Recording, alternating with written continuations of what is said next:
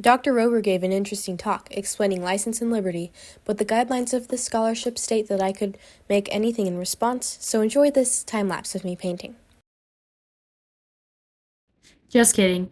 Even though I could submit anything I want for this scholarship, that would be an example of license, exercising my free will, but without the goal of the good in mind. The good, in this case, being the goal of receiving the Crusader scholarship. So instead of acting with license and showing a video of me painting with no goal in mind, I'm going to act with liberty by talking about St. Augustine's Confessions. St. Augustine spends his early years living a life of license. He does things that he wants, but without any sort of good guiding his decisions, causing him to feel confused and restrained, even though he's freely doing what he wants. An example of this is the story of Augustine stealing pears.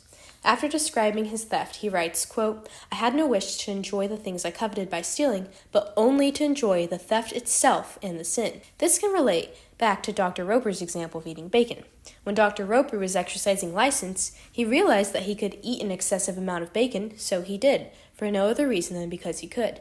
Similarly, Augustine steals pears for no other reason than just to steal them. An interesting note is that the pears he picks are unripe.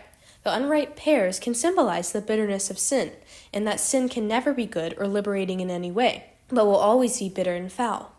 Reflecting on this theft, Augustine writes, quote, "I ask what pleasure I had in that theft. I find that it had no beauty to attract me." Augustine recounts that stealing pears was not an example of liberty, in that there was no beauty or good present guiding his decisions. The Confessions go on to describe Augustine's early adulthood, where he lives a licentious lifestyle, bound by his chain of flawed freedom. But because Augustine's nature of living with license is so unliberating, he searches and yearns for the good, because he knows that living a life of license is not the way a life is meant to be lived. He realizes that the ultimate good is Jesus Christ, but he has become comfortable in his ways of license and is afraid to follow Christ.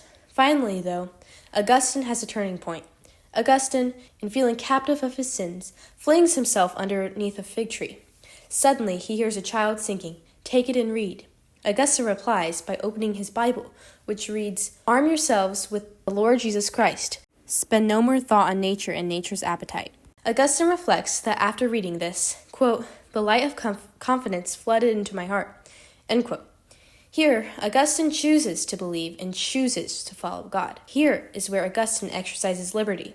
He makes the choice, even though it isn't easy, to follow the good, who is God, for his own good. He made the choice not to follow the desires of his own heart, but the desires of God, who is the one and ultimate good, allowing him to be no longer chained by the bounds of license, but to be set free into a life of liberty.